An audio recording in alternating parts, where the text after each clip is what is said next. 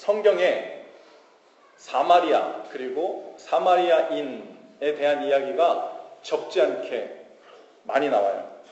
예수님께서는 유대인들이 다니지 않는 길 사마리아 땅으로 들어가서 우물가에서 한 여인을 만나시죠. 수가성 여인이라고 그러는데 만나서 복음을 전해주시기도 합니다. 그렇죠? 우리가 잘 아는 사마리아인이 강도 만난 자의 이웃이 되어 주었습니다. 하나님께 거룩한 자라고 했던 제사장, 레위인들은 다 그냥 지나갔는데 누가 멈춰섰다고요? 사마리아인이 그에게 도와줬어요. 그래서 여기서 아이디어를 얻어서도 국제적인 긴급 구호 단체들의 이 사마리아라는 이름을 딴 데가 많죠. 그래서 보통 사마리탄스 펄스 해가지고 사마리아인의 지갑, 그래서 긴급히 이웃을 돕는 일을 이야기할 때 보통 사마리아인이라는 말을 자주 사용할 정도이죠. 그런데 예수님 당시의 사마리아 땅은요, 유대인들이 들어가기 꺼려하는 땅이었습니다. 그리고 그 땅은 본래 유대인들과 같은 핏줄의 사람인데도 불구하고 사람들이 함께 예배하는 유대인 축에 껴주지를 않은 거예요. 이 역사를 간단히 알 필요가 있는데 사마리아는 이스라엘도 과거로 돌아가면요, 북이스라엘과 남쪽 유다로 분단이 되었던 시기가 있었어요. 그리고 북쪽 이스라엘의 수도가 사마리아였습니다. 그런데 그 중간에 이 이스라엘 백성들이 바벨론의 포로로 끌려갔다가 다시 돌아옵니다. 돌아오면서 야, 이제 우리 신앙을 바로 세워야 되겠다, 그런 마음을 먹으면서 유대인들이 무슨 생각을 하냐면 예루살렘 성전을 중심으로 예배하는 것만을 순수하고 정통적인 예배로 간주하기 시작해요. 그리고서는 사마리아가 아수르에게 침략당했을 경우에 이민들이 그곳으로 옵니다. 외국인들이 그곳에 와서 살기 시작한 거예요. 그래서 사마리아인들의 피가 섞이고 이교적인 종교 활동으로 변질되고 하는 일들이 사마리아 땅에 나타났어요. 그래서 바벨론에서 돌아온 이스라엘 백성들이 사마리아인들을 순결하지 않은 예배자들이다, 그래서 예루살렘에 오지 못하도록 했어요. 그랬더니 이 사마리아에 사는 사람들이 그래? 그리고서는 앙심을 품고요, 우리도 예루살렘 가서 예배 안 해. 그리고서는 사마리아에 있는 그리심산이라는 곳에 산당을 지어놓고 우리는 여기서 하나님께 예배한다 한 거예요. 근데 대개 사마리아에 있는 사람들은 이교의 그 이방인들과 많이 섞여 있어서 하나님도 섬기지만 이방의 신상도 함께 섬기는 일들이 자연스럽게 문화적으로 그 안에 들어와 있었죠. 그래서 유대인들이 사마리아인들을 이방인처럼 여기고 그 땅에는 들어가지도 않고 뺑 돌아다니고 그랬던 거예요. 우리 잘 기억할 겁니다. 예수님께서 수가성 사마리아 땅에 들어가가지고 한 여인을 만났는데 그 여인이 예수님께 이렇게 묻습니다. 제가 가만 보니 당신은 선지자시군요. 제가 오래도록 궁금했던 질문이 하나 있었는데요. 도대체 우리는 어디 가서 예배해야 합니까? 저 유대인들은 예루살렘에 가서 예배해야 된다고 하는데 그 말이 맞습니까? 하고 물어본 그 질문의 배경이 이런 거예요. 이 사마리아인들은 그리심산 그곳에서 예배하면서 늘 저 예루살렘에 가서만 예배해야 된다, 혹은 그곳에서 우리는 예배하지 못하는 세컨드 플레이스에 아주 거룩에서 떨어져 나간 어느 정도 부정한 사람들로 취급받는 것에 있어서 아주 마음의 아픔과 고통이 있었던 사람들이었죠. 근데 오늘 본문에 예수님께서는 유대 땅인 갈릴리와 사마리아 땅의 경계를 지나가고 계셨다 그랬어요. 이 경계를 지나가셨다는 말에 아주 의미가 있는 것 같아요.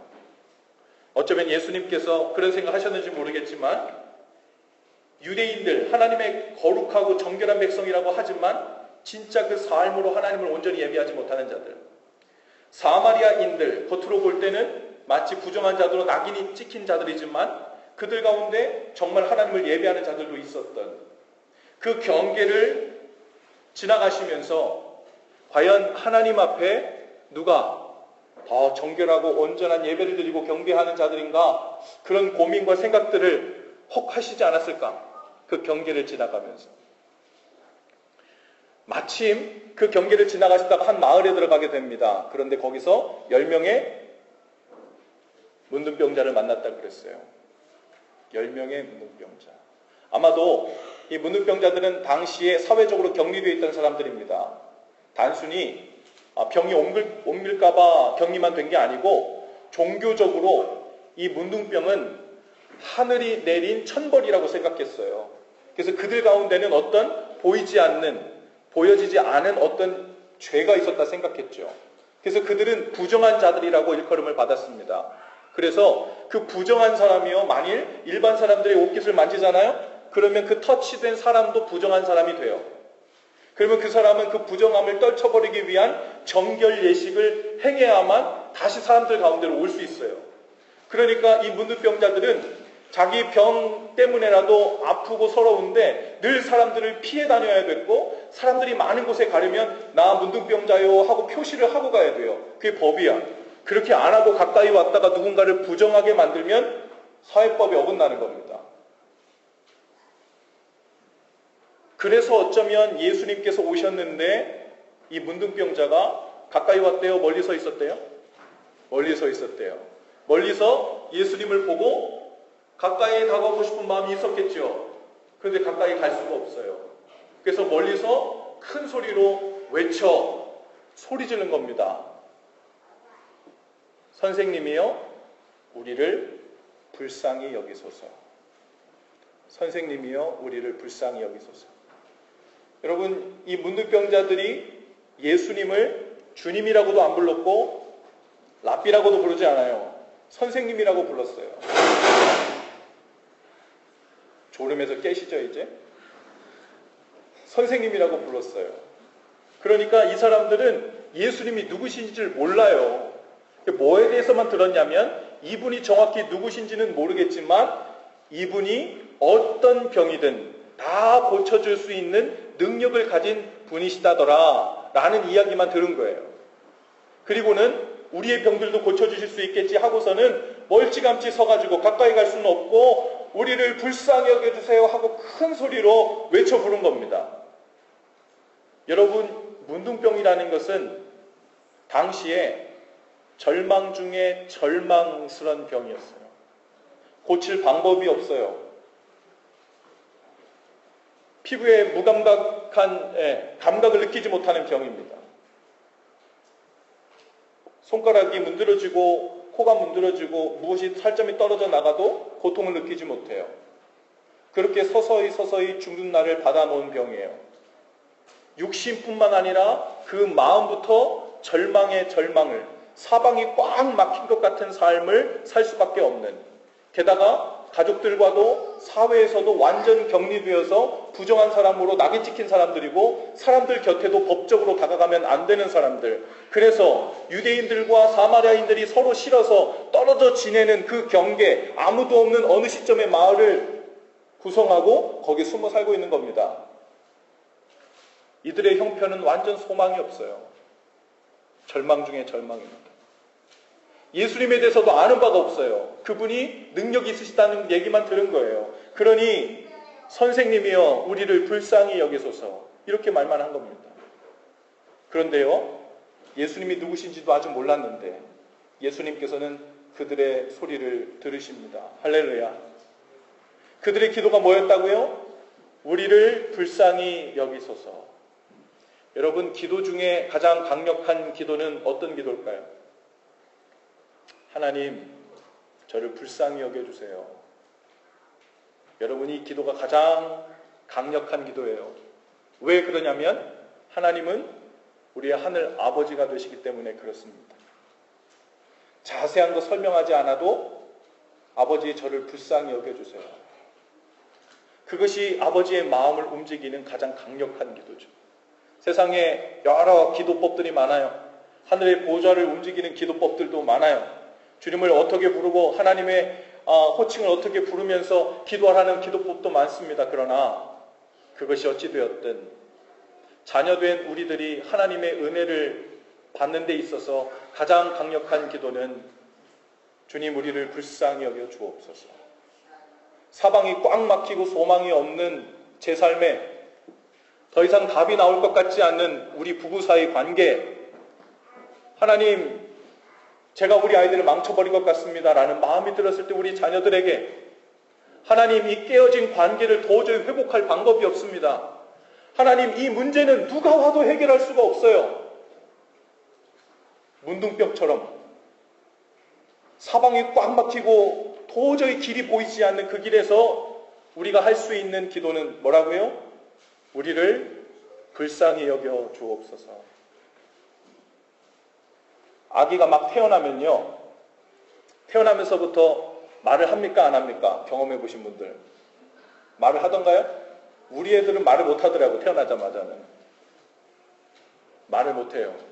한 가지 더, 아이들이 태어나자마자 엄마 아빠가 누군지 알아볼까요? 못 알아볼까요? 알아본다고 믿고 싶겠지만 못 알아보는 게 맞을 겁니다. 친근하고 익숙하고 따뜻함이라는 것은 받아들이겠죠. 하지만 엄마의 개념, 아빠의 개념도 아직 서지 않았는데 누가 엄마 아빠인지를 어떻게 구분하겠어요? 그런데 이 아이는 말도 못해요. 누가 아빠인지 누가 엄마인지도 못 알아봐요. 그런데 이들이 원하는 것을 엄마 아빠가 그 마음을 움직여 들어주게 됩니다. 그들의 언어는 뭐예요? 우는 거예요. 우는 거. 그렇죠? 배가 고파도 울고, 기저귀 갈 때가 돼도 울고, 졸려도 울고, 엄마 아빠가 없어서 혼자 있으면 울고, 우는 거예요. 울면 그 운다는 말을 트랜슬레이트 하면 걔한테는 그게 방언이에요. 방언. 우는 그 울음을 트랜슬레이트 하면, 번역하면 무슨 말이에요? 나를 봐달라. 나를 불쌍히 여겨달라는 거예요. 엄마 아빠는 그 우는 아이를 보면 측은하고 불쌍히 여기면서 마음이 움직이기 시작합니다. 그 울음을 한시라도 1초라도 더 듣고 있을 수가 없어요. 여러분, 하나님 아버지를 향한 최고의 가장 강력한 기도는 불쌍히 여겨달라는 기도인 줄로 믿습니다. 기도할 줄 모르면요, 기도에 나와서 하나님 저를 불쌍히 여겨주세요 하고 우세요. 하나님, 우리 부부를, 우리 가정을 불쌍히 여겨주세요. 우리 자녀들을 불쌍히 여겨주세요 하고 우세요. 하나님께서 말하지 못한, 표현하지 못한 그 기도까지 다 들으시고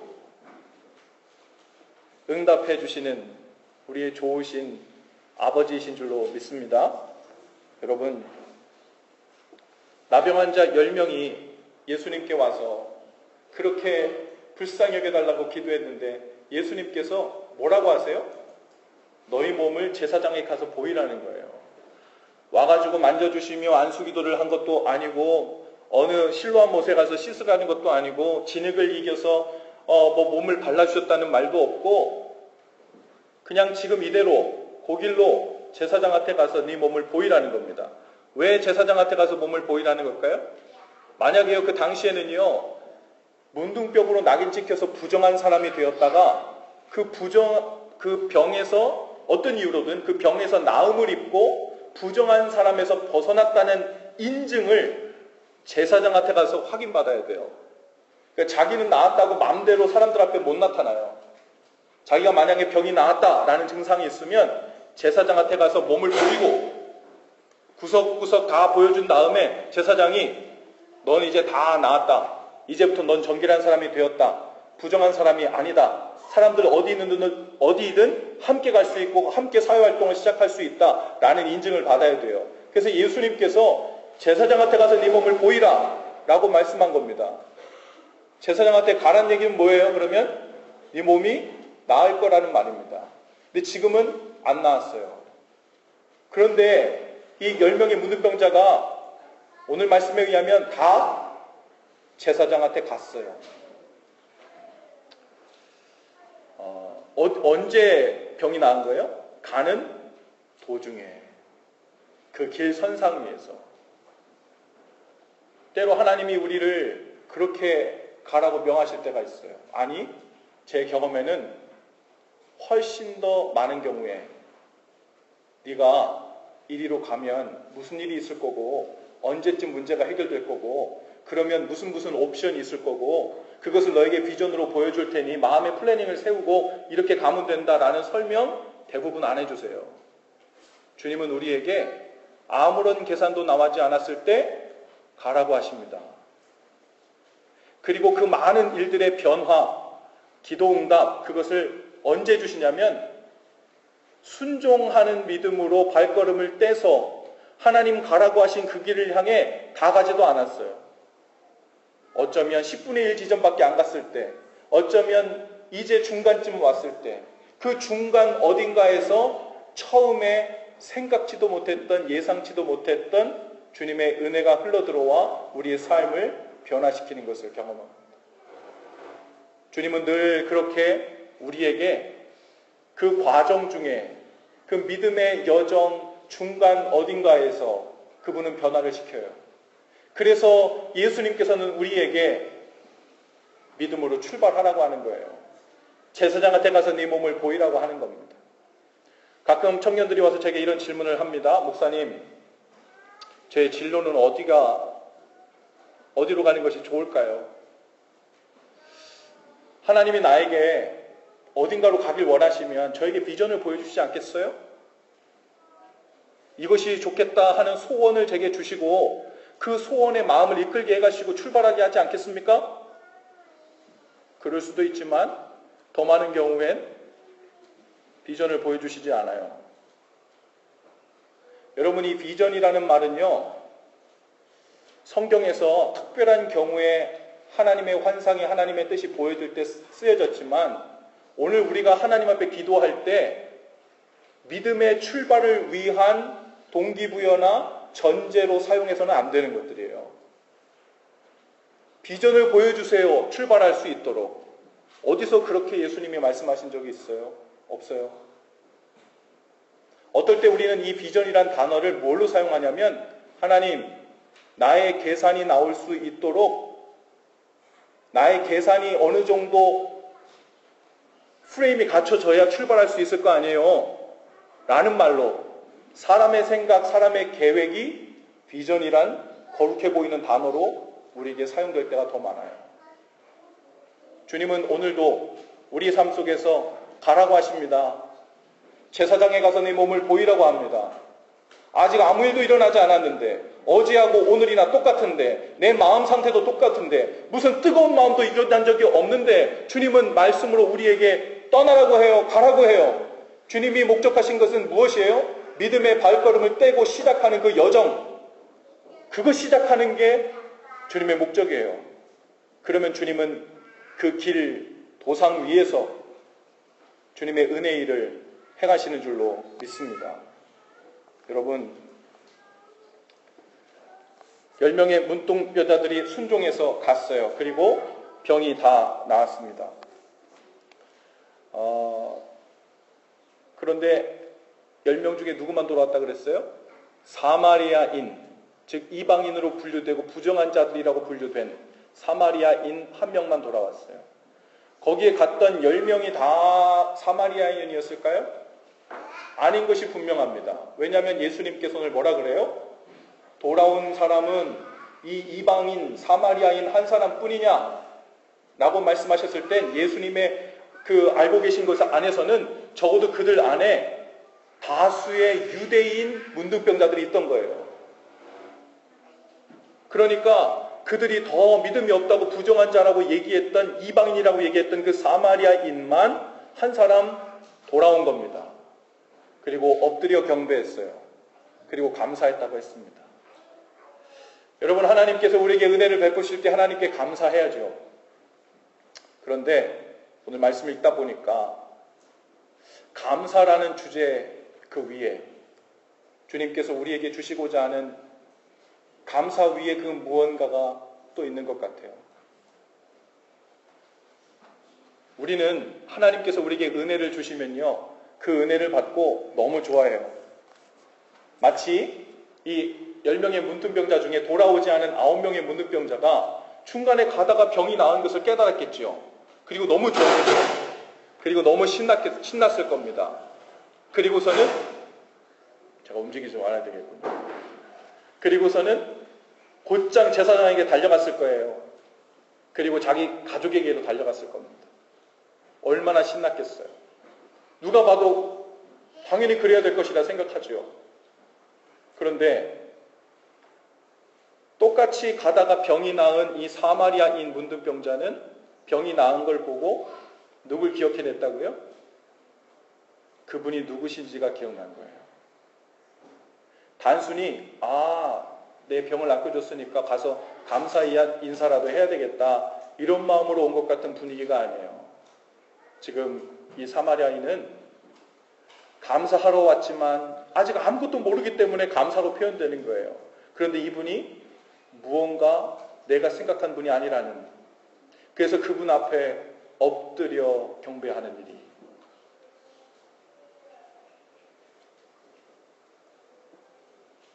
여러분, 하나님이 우리에게 은혜를 많이 주셨죠. 저도 여러분도 다양한 방법에서 기도로 응답받은 것, 혹은 내가 그토록 원했던 것, 내가 원하는 사람과 결혼도 하고, 내가 원하는 일도 하게 되고, 내가 원하는 학교에도 들어가게 되고, 다양한 우리 삶에 좋은 은혜, 축복의 것들을 하나님이 주셨을 거예요. 그런데 그것을 받았을 때가 중요해요. 그걸 받았는데 너무 좋아. 나 정말 드디어 이것을 얻게 됐어. 그리고 좋아하고 자기 집으로 돌아갔더라.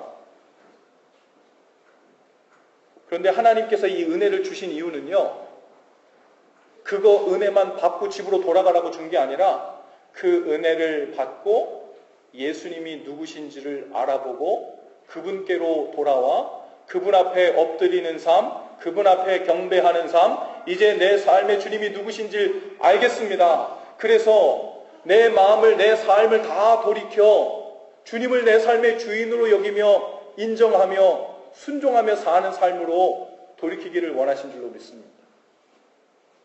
너무나도 많은 경우에 나는 이런 기도 응답의 체험이 있어, 나는 이런 축복도 받았어, 나는 이런 은혜도 많이 받았어.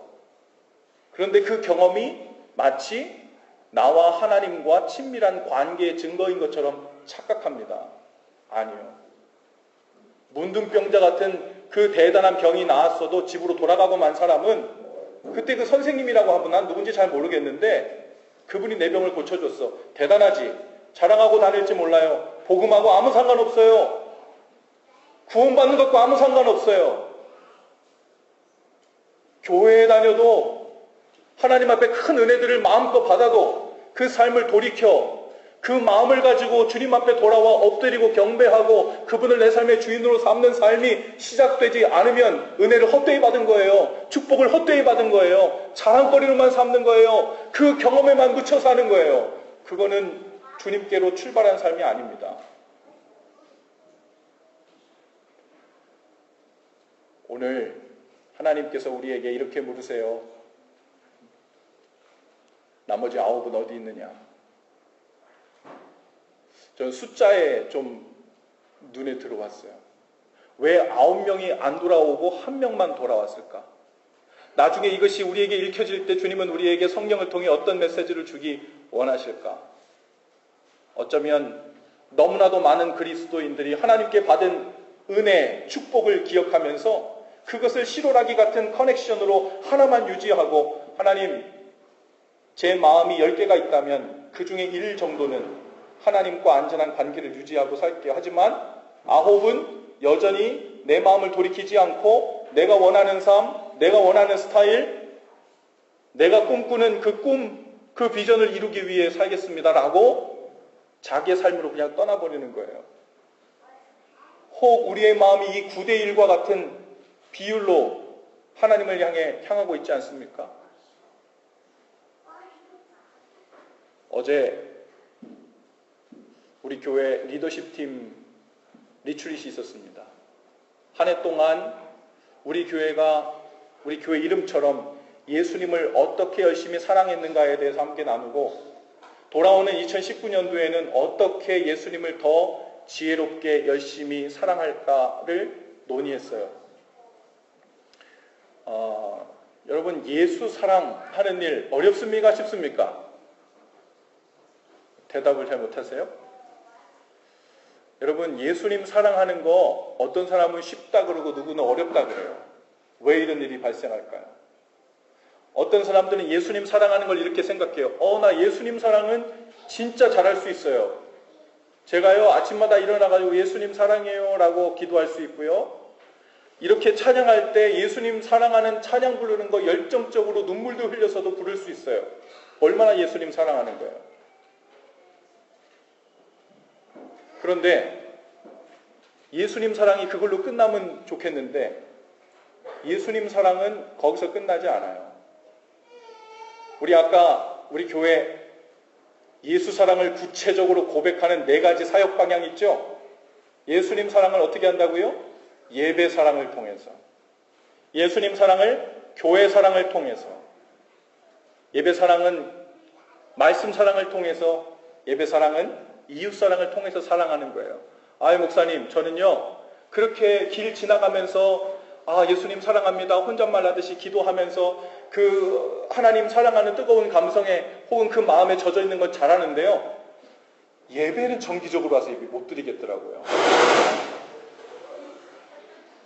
영혼아 깰지어다. 예수님은 그렇게 사랑할 줄 알고 감미롭게 얘기할 줄 아는데 내가 예배는 철저하게 주님 앞에 예배 못 하겠어요. 목사님, 제가 예수님은 그렇게 사랑하는데요. 사랑하는 그 예수님에 대해 배우고 아는, 성경 공부하고 주님을 알아가는, 말씀 공부하고 말씀 읽는 일은 그건 못하겠더라고요. 내가 예수님은 사랑하는데요. 그분의 몸인 교회를 희생드리고 힘들여 섬기지는 못하겠더라고요. 내가 예수님은 사랑하는데요. 예수님께서 명하신 첫 번째 계명, 내 예수를 내 몸과 같이 사랑하라는 말은 못하겠더라고요. 그런데 나는 예수님은 사랑해요. 여러분, 이렇게 앞뒤가 안 맞는 말이 어디 있어요? 이렇게 앞뒤가 안 맞는 말이 어디 있어요? 예수님은 사랑한다고 하는데 그 사랑함에 대한 팔로업이 하나도 없어요. 내용이 없어요. 말만 있는 거예요. 그러니 내가 스스로 살다가도 고민이 되는 겁니다. 이게 진짠가?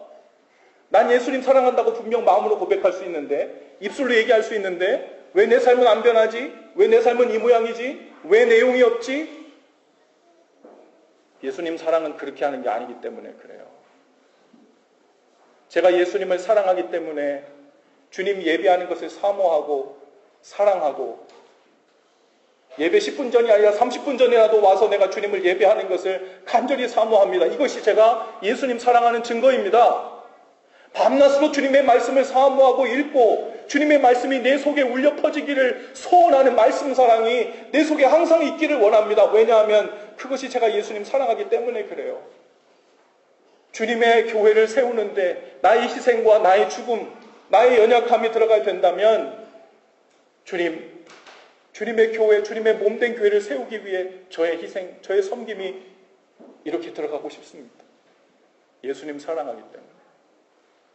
선교하고 전도하고 구제하고 하나님 우리에게 맡겨주신 어려운 이들 돌아보고 그들을 위해 섬기는 일들 마음 좋아서 착한 마음으로 하는 게 아니라 예수님을 사랑하기 때문에 해야 그게 선한 일이 돼요. 오늘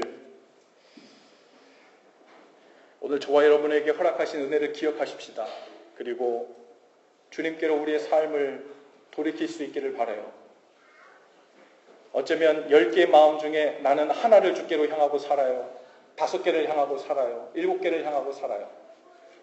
그러면 주님께서 우리에게 물으실 것 같아요. 나머지 9은 어디 있느냐? 나머지 5은 어디 있느냐? 나를 전심으로 사랑해라. 네 삶은 내가 돌보는 것이다. 말씀하시는 오늘 성령님의 음성을 다 듣고 주님께로 그 발걸음을 돌이키시는 저와 여러분들 다 되실 수 있기를 주님의 이름으로 축복합니다. 우리 앞뒤 잡은 인사하시면서 이렇게 한번 인사하십시다. 나머지 9개의 마음도 돌이킵시다. 나머지 9개의 마음도 돌이킵시다. 우리 앉은 자리에서 헌신 기도를 다 같이 함께 하겠습니다. 오늘 주신 말씀을 기억하면서 함께 기도하죠. 시작. 주님, 받은 은혜에만 기뻐하고 축하하는 삶이 아니라 주님을 주인으로 모시고 경배하는 삶으로 마음의 발걸음을 돌이키길 원합니다. 여전히 내가 원하는 삶에 머물러 있었던 나머지 9개의 마음 조각들도 주님께로 돌이키길 원합니다. 그래서 저희 안에 믿음으로 구원받은 참된 삶이 시작되고 깊어지게 하옵소서. 예수님 이름으로 기도합니다. 아멘.